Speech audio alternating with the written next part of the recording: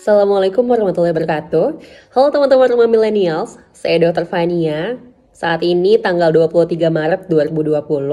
Kenapa saya sebut tanggal? Karena di video ini saya mau ngobrol tentang COVID-19 dan semua yang terkait dengan COVID-19 itu time sensitive. Jadi penting banget, makanya saya sebut tanggal. Semua bisa berubah dengan sangat cepat terkait dengan COVID-19. Dan sudah beberapa hari teman-teman melakukan di rumah aja. Untuk teman-teman yang sudah di rumah aja, makasih banyak karena teman-teman sudah berkontribusi untuk memutus rantai penyebaran daripada virus COVID-19 ini. Jadi COVID-19 itu adalah nama penyakitnya. Sedangkan nama virusnya itu adalah SARS-CoV-2. Dan SARS-CoV-2 ini sifatnya sangat-sangat infeksius. Nah, untuk teman-teman yang belum melakukan di rumah aja, mungkin karena tuntutan pekerjaan, gak apa-apa, saya paham. Tetap lakukan social distancing dengan baik dan personal hygiene yang baik, karena dengan melakukan social distancing dan personal hygiene yang baik, maka teman-teman sudah ikut berkontribusi juga untuk memutus rantai penyebaran daripada virus COVID-19 ini. Lalu untuk teman-teman yang sebenarnya bisa di rumah aja, tapi entah kenapa masih keluar, masih jalan-jalan, mungkin bosan atau entah kenapa masih keluar, itu tolong banget teman-teman, yuk di rumah aja, kita ikutan kontribusi untuk bisa memutus rantai penyebaran daripada virus COVID-19 ini. Karena ini sangat infeksius dan kita butuh kamu untuk juga ikutan kontribusi.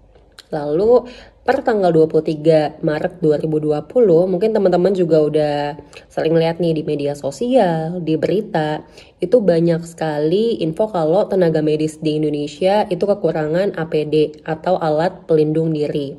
Jadi APD ini sebenarnya sangat penting untuk digunakan ketika merawat pasien dengan COVID-19 teman-teman. Karena kan kita tahu ya, virus COVID-19 ini atau SARS-CoV-2 itu kan sifatnya sangat infeksius. Jadi orang-orang yang kontak erat dengan pasien dengan COVID-19 ini perlu terlindungi. Cara terlindunginya adalah dengan APD. Tapi memang sampai saat ini masih sulit nih tenaga medis untuk menggunakan APD yang sesuai dengan standar. Semua mungkin karena saking sulitnya jadi menggunakan APD ala kadarnya atau bahkan mungkin di bawah standar. Jadi bahkan ada yang pakai jas hujan, padahal jas hujan kan bukan APD. Terus ada juga yang bahkan pakai plastik. Jadi kayak plastiknya digunting-gunting gitu dan itu sama sekali nggak sesuai standar. Dan Indonesia saat ini banyak banget orang di Indonesia yang sedang tolong menolong. Sebenarnya saya terharu sih lihat teman-teman yang ada yang ikutan donasi, terus ada yang cari-cari di mana sih sebenarnya supplier APD yang masih ada di Indonesia, yang masih ada stoknya tuh di mana. Itu banyak juga yang bantuin cari. Terus juga pemerintah juga akhirnya mendatangkan APD dari luar ke Indonesia untuk tenaga medis. Itu semoga bisa cepat nyampe ke tenaga medis karena sampai hari ini tenaga medis sedang berduka. Dunia kedokteran sedang berduka karena kita kehilangan beberapa pejuang di garda terdepan karena COVID-19. Dan jangan sampai hal ini terjadi lagi, jangan sampai ada korban lagi. Semoga cukup sampai di sini, jangan sampai ada yang gugur lagi. Semoga teman-teman bisa segera dapat APD untuk teman-teman tenaga medis yang bergerak di garda terdepan. Dan makasih banyak untuk teman-teman yang udah membantu, entah itu donasi, entah itu membantu untuk cari supplier APD, makasih banyak. Dan juga makasih banyak untuk teman-teman yang sudah berdonasi untuk membantu nutrisi teman-teman tenaga medis, karena itu juga sangat penting. Kalau teman-teman yang mungkin belum berdonasi tapi ingin, teman-teman bisa cari channelnya banyak banget, di berbagai channel tuh banyak di Indonesia.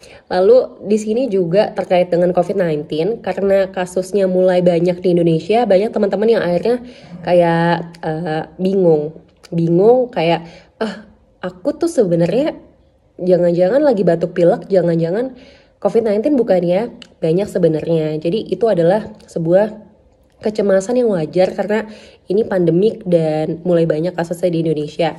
Tapi kalau teman-teman tidak ada riwayat pergi ke luar negeri dalam 14 hari terakhir ke negara terjangkit, atau teman-teman nggak berkontak nih dengan pasien yang confirm case, tidak berkontak juga dengan PDP, tidak berkontak dengan ODP, itu teman-teman sebaiknya nggak perlu cemas.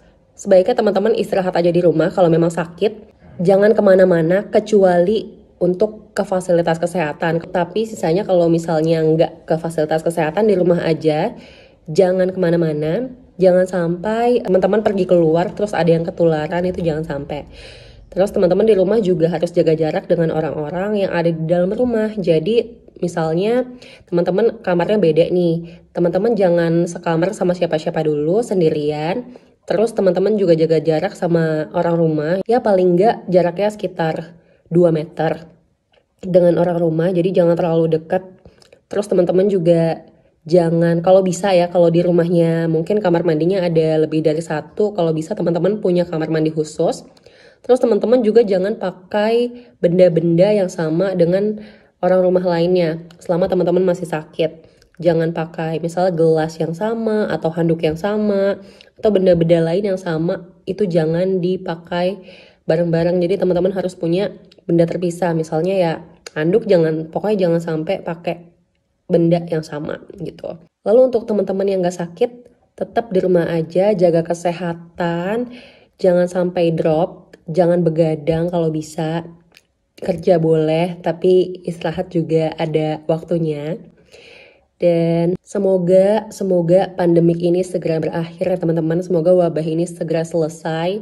Semoga Indonesia bisa mengatasi dan menghadapi ini semua. Stay safe teman-teman rumah millennials.